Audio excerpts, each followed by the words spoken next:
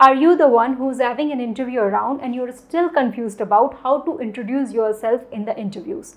Are you the one who's still struggling in articulating the response to this very first question of the interview, that is, tell me about yourself? If yes, then you have landed in the right place, because today I'm going to tell you about my proven and time-tested technique of how to answer this particular question effectively.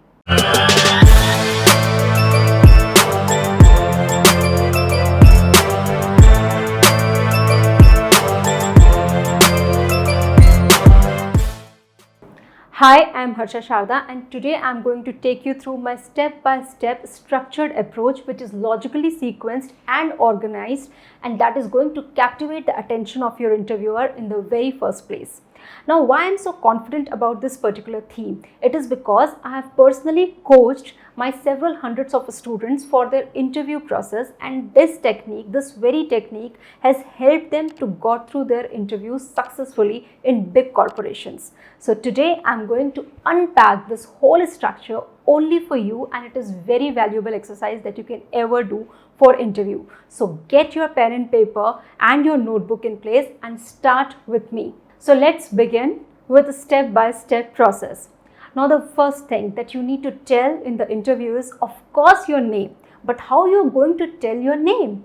And how you're going to tell your name is like, I am Harsha Sharda, or my name is Harsha Sharda. Never ever say myself Harsha Sharda, because it is incorrect grammatically and most of the people use it like this. Okay. Now, the second step is to tell about from where you are, which place you belong to. Okay, so you can say like, I'm born and brought up at Mumbai, I'm born and brought up in Raipur, whatsoever may be the case with you. Then the third one is, that is also a very important one, but you have to mention it, it is your family background. So in a very small and crisp manner, you need to tell what kind of family background you belong to, like what your father does and what your mother does, and in a very short note, if you have any siblings, what they do. For example, you can say that my father is a businessman and my mother is working with HSBC Bank, or maybe my mother is a homemaker. Never ever say that my mother is a housewife. Okay, never ever say that. So always say my mother is a homemaker, or maybe a socially active lady, and my sibling is a study. My younger sibling is studying now. That's it. You do not have to delve it on. Now comes number 4. Now, number 4 is your educational qualification, and you need to mention it in the descending order. So you need to start with your latest degree or the latest education that you have recently earned. For example, you can say that I'm a recently qualified chartered accountant, or maybe you have recently finished your MBA or completed your MBA from such and such college. And then you can also mention that from where you have done your schooling from. For example, you can say that I've completed my higher secondary education from such and such board. That's it. You have to be again very concise while telling that, because in detail you have already mentioned in your resume. Now comes the 5th point. And this point is about your articleship experience or maybe your internship experience. So whatever suits you. So when you're a fresher, of course, when you go to look out for a job, you have some or the other kind of experience. Everybody has worked somewhere. It can be for 2 months, it can be for years also. But you need to mention your articleship experience or the internship experience, which company you have done it from, what kind of exposure you have got in that particular area. Fine. And then you have to, again, in 2 sentences, you need to describe it. Again, do not go overboard describing each and everything, because you also need to keep this answer crisp. Now comes the 6th point, and 6th point is the very important point again.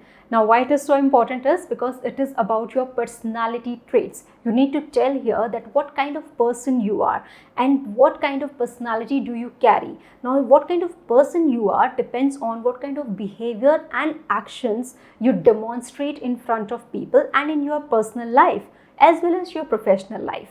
Right? So you can be sincere, you can be disciplined, you can be go-getter, you can be determined, you can be resilient. So all those personality traits which are of positive nature only you have to mention. So what you can do is you can have 3 dominant personality traits, and you can choose them very wisely. You need to choose 3 dominant personality traits of your personality about you as an individual that really reflect your best self in a very positive light.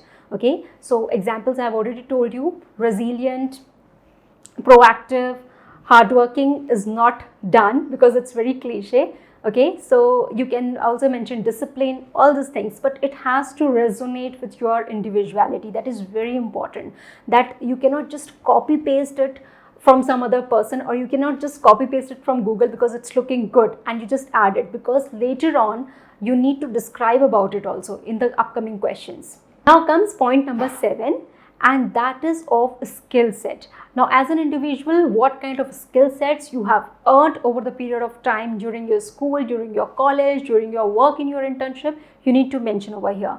A skill set can primarily be divided into two parts, that is technical skill set and soft skill set. Now, when it comes to technical or soft skill set, what you can do is, of course, you must have mentioned in your resume, take a cue from it and then again mention it over here. For example, you can say that I possess sound communication skills, or maybe I possess sound communication skills and good interpersonal skills. That is of soft skill set. And if you want to include technical skill set also, you can say that I possess good technical skills and sound communication skills, right? So you have a choice that you can include 1 or maybe 2 or maybe 3 also, but not more than that. Next comes the achievement.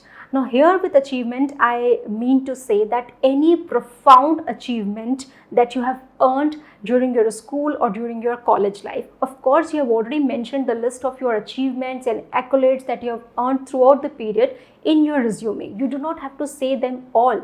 You just need to mention that one particular aspect or that one particular accolade or applaud that you have received, maybe in the state level or maybe in the national level competition. For example, you can say if you have earned certain prize in a state level competition, maybe in sports, maybe in arts, maybe in music, maybe in academics. So you can include it and you can say that you have earned that kind of recognition on a state level or maybe in the national level, and it will give a very sound gravity to your tell me about yourself answer.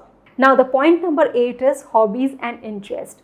Now it is a very interesting aspect for your tell me about yourself question, and it also gives a reflection of who you are as a person, as an individual, and what your mental makeup is. So be very thoughtful about when you mention the hobby here, because later on you are going to be further probed about the hobby, and mention the only hobby which you have been doing over the period of time, which you have not left in between. Okay, so you as a person should be able to make out time for your hobbies, and not just the person who does his or her hobby in the time which is free. Okay, because mostly the people say that hobbies can be done in leisure time or in the free time. No, it is not like that. You need to cultivate time for your hobby over a period of time. It also doesn't mean that you do not have to do it regularly or maybe daily, but you need to do it periodically, maybe once in a week or maybe once in a month or twice in a month, like that. But you need to make time for your hobby, and only those hobbies you can mention.